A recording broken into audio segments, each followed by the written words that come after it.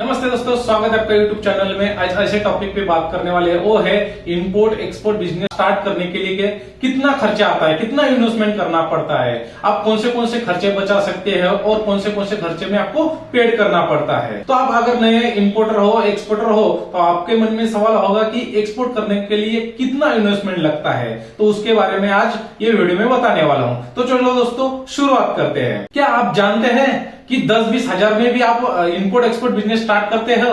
और क्या आप जानते हैं कि कुछ प्रोडक्ट में आपको एडवांस पेमेंट भी मिलता है, यानी आप बिना पैसे लगा ही एक्सपोर्ट कर सकते हो। यानी आपको ज्यादा इन्वेस्टमेंट भी करने की जरूरत नहीं, और कुछ प्रोडक्ट में आपको एडवांस पेमेंट मिल जाता है, तो आप एडवांस पेमेंट लेके तो वो भी आप गुड्स बेच सकते हो, एक्सपोर्ट कर सकते हो। तो ऐसे कुछ प्रोडक्ट रहते हैं कि उसमें आपको 30%, 50% एडवांस मिलता है। अब देखो दोस्तों, इसमें इंपोर्ट एक्सपोर्ट बिजनेस करने के लिए कुछ बेसिक डॉक्यूमेंट लगते हैं उसमें, जैसे IC code, importer exporter code जो रहता है आईसी, इसमें 1000 रुपए में या 500 रुपए में भी निकल जाता है। सेकंड है जीएसटी रजिस्ट्रेशन। जीएसटी रजिस्ट्रेशन आप खुद भी कर सकते हो, या कुछ काउंसिल जो रहता है जीएसटी वाला, उससे भी आप निकाल सकते हो। अगर आप खुद निकालेंगे तो फ्री में हो जाएगा।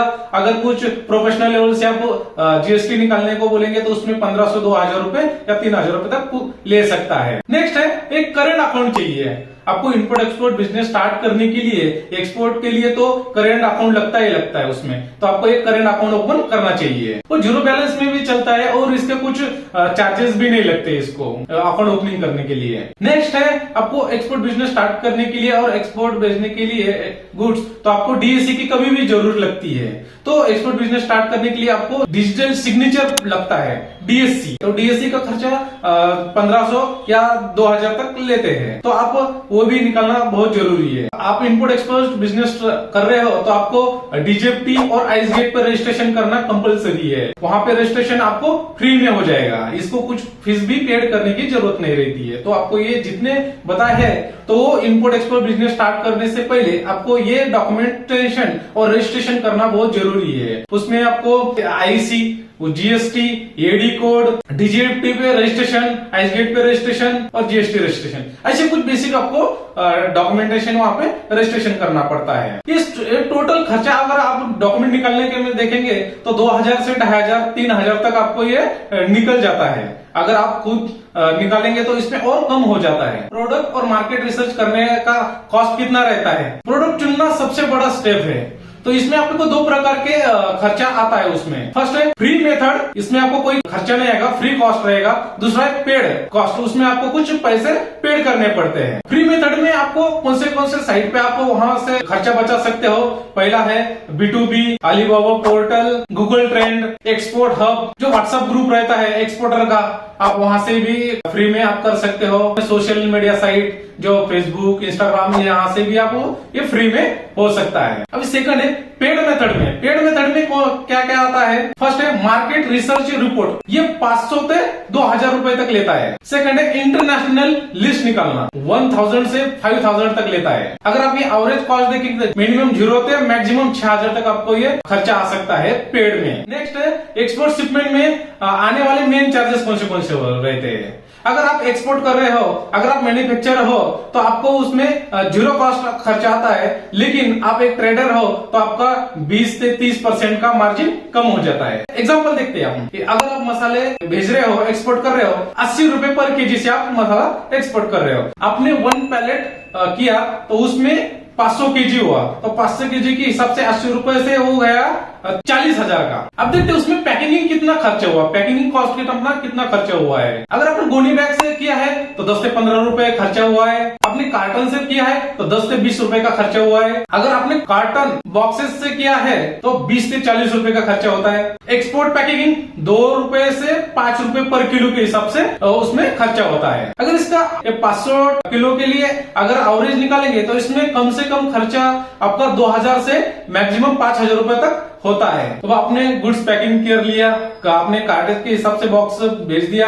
अब उसके बाद में आता है ट्रांसपोर्टेशन। अब आपका ट्रांसपोर्टेशन का खर्चा आपके डेस्टिनेशन पे निर्भर करता है, कितना किलोमीटर पे आपका फैक्ट्री है। अगर आपका छोटा शिपमेंट है, अगर आप LCL में अगर आप भेज रहे हो गुड्स, तो आपका खर्चा 3,000, 5,000, 10,000 तक रहता है। लेकिन आप फुल कंटेनर एफसीएल में अगर फुल माल भेज रहे हो फुल कंटेनर में, तो आपका लगभग उसका 40,000 तक तो 50-60,000 रुपए तक उसका खर्चा आ सकता है। इसलिए आपके निर्भर करता है कि आपका डेस्टिनेशन कहाँ है और आपका गुड्स की पैकेजिंग कितनी है और आपका गुड्स कैसे भेज रहे हो, एलसीएल में या एफसीएल में, फुल कंटेनर में या कंटेनर छोटे छोटे बॉक्सेस में भेज रहे हो, उस पर निर्भर करता है कि आपकी कॉस्ट। अब आपका गुड्स निकल गया है, आपका गुड्स अभी अगर आप कंटेनर से भेज रहे हो तो आपका कंटेनर आईसीडी में जाता है, कस्टम हाउस में जाता है, उसके बाद में उसका इंस्पेक्शन वगैरह होता है, एग्जामिनेशन होता है, उसके बाद में वो कौन करता है, सीएचए। अब सीएचए का काम है तो सीएचए उसमें चार्जेस पेड करता है, तो सीएचए वही भी कंटेनर वाइज पे गुड्स पे डिपेंड करता है कि आपका कौन सा गुड्स है, उसमें वो चार्जेस लेता है। अब मिनिमम 3,000 रुपए पर कंटेनर से लेता है और मैक्सिमम 10,000 तक पर कंटेनर उसका चार्जेस रहता है। अभी नेक्स्ट है फ्रेट चार्जेस आते हैं। अभी फ्रेट चार्जेस है शिपिंग लाइन से लेना पड़ता है, ये आपका सीएचए लेता है, लेकिन ये भी कंट्री वाइज पे रहता है कि आपके कौन सी कंट्री, आपका फाइनल डेस्टिनेशन कौन सा है, उस पर निर्भर करता है कि अपना कितना चार्जेस वो लाइन ले सकती है। अगर आप मिडिल ईस्ट में भेज रहे हो तो 15-20 हजार में होता है। अगर आप यूरोप में भेज रहे हो 35,000 से 60,000 रुपए लगता है। अगर आप यूएस में भेज रहे हो तो आपको 60,000 से 1,20,000 तक वहां पे खर्चा आ सकता है। ये आपकी कंट्री वाइज पे डिपेंड करता है कि आपको कौन से कंट्री में भेज रहे हो, उसके डेस्टिनेशन के हिसाब से वो आपसे चार्जेस शिपिंग लाइन लेती है। अभी नेक्स्ट आता है डॉक्यूमेंटेशन चार्जेस। अब डॉक्यूमेंटेशन बनाने में उसमें भी चार्जेस पेड करना पड़ता है, बीएल।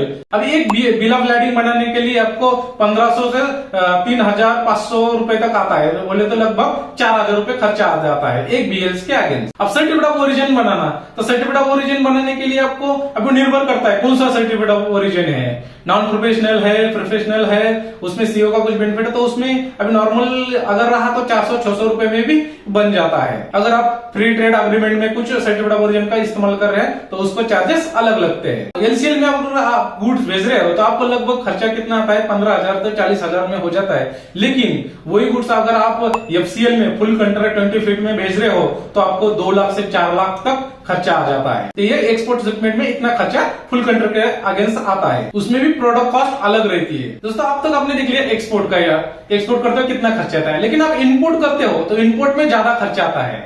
अब इंपोर्ट देखो, इंपोर्ट करते हो तब गुड्स मंगा लेते हो, आपने अगर 1 लाख का गुड्स मंगाया इंडिया में तो आपको 30% वो एडवांस लेता है या 50% एडवांस लेता है, लगभग आपको कर लो 30% वो एडवांस में लेगा गुड्स के अगेंस्ट। तो आपको 30% 1 लाख का गुड्स मंगाया तो उसमें 30,000 वहां पे वो पहले ही ले लेता है गुड्स भेजने से पहले। सिम शिपिंग लाइन के चार्जेस भी एक्सपोर्ट जैसे रहते हैं, वो भी आपकी जो फाइनल डेस्टिनेशन है तो उस पर निर्भर करता है कि कौन से पोर्ट पे ये गुड्स जाने वाले, उस पे हिसाब से शिपिंग लाइन उसको चार्जेस पेड करने को देती है। लेकिन इंपोर्ट में कैसा रहता है, उसमें आपको ढेर सारी ड्यूटी पेड करनी लगती है, इंपोर्ट ड्यूटी, कस्टम ड्यूटी, हर प्रोडक्ट की अलग अलग ड्यूटी रहती है, वो निर्भर करता है 10%, 5%, 7%, इसमें हर प्रोडक्ट की अलग अलग ड्यूटी रहती है, निर्भर करती है उस पे। और निकालेंगे तो 15-20% उसमें ड्यूटी में आता है। अगर इसमें आप पोर्ट चार्जेस पकड़ लेंगे तो लगभग इसका पोर्ट चार्जेस हर पोर्ट का अलग अलग रहता है। अगर पोर्ट का कभी मिनिमम 3,000 रहता है और मैक्सिमम 8,000 तक रहता है। और उसमें सीएचए चार्जेस अगर पकड़ लेंगे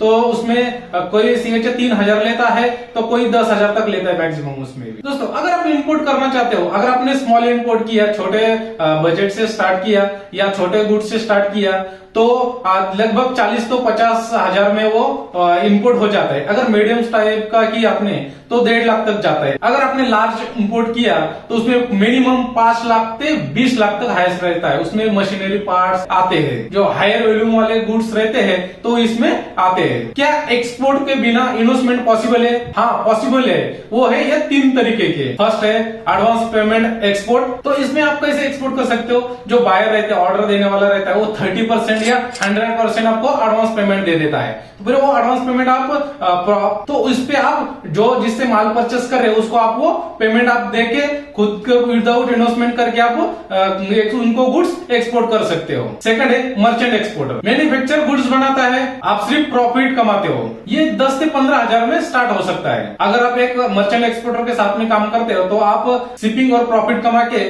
15,000 से 20,000 तक मंथली कमा सकते हो, पर शिपमेंट में कमा सकते हो। थर्ड है एक्सपोर्ट एजेंट। आप एक्सपोर्टर को इन जो बायर मिलते हैं जिसको चाहिए उनको मिला के आप उसमें मंथली या पर शिपमेंट के आगे 3,000 से 5,000 15,000 जो आपकी परसेंटेज वाइज रहती है आप वहां से कमा सकते हो एक एक्सपोर्टर एजेंट बन के। एक्सपोर्ट एजेंट का यही काम रहता है कि बायर और सेलर को कनेक्ट करके देना, उसके बदले में उसको 10% 5% जो उसका कमीशन बनता है वो लेता है, उससे आप 30,000 से 40,000 कमा सकते हो। दोस्तों अगर आप एक्सपोर्ट बिजनेस स्टार्ट करना चाहते हो, अगर आप बिगिनर हो तो आप ये गलती से बचना चाहिए। गलत डाटा भरना, बीएल में शिपिंग बिल में गलत डाटा भरना, बिल ऑफ लैंडिंग में गलत डाटा भरना, बायर वेरीफाई न करना, विदाउट गुड्स मार्केट में रिसर्च करके बायर को पैसे भेज देना, पैकेजिंग क्वालिटी लो रखना, एक्सपोर्ट डॉक्यूमेंट इनकम्प्लीट रखना, प्रोडक्ट रिसर्च करे बिना पैसे बायर को दे देना, गलत फ्रेट फॉरवर्डर चुनना, बिल ऑफ लैंडिंग में गलती, ये गलती अगर आप नहीं करेंगे तो आप प्रॉपर एक्सपोर्ट कर सकते हो। अगर ये गलती से आपको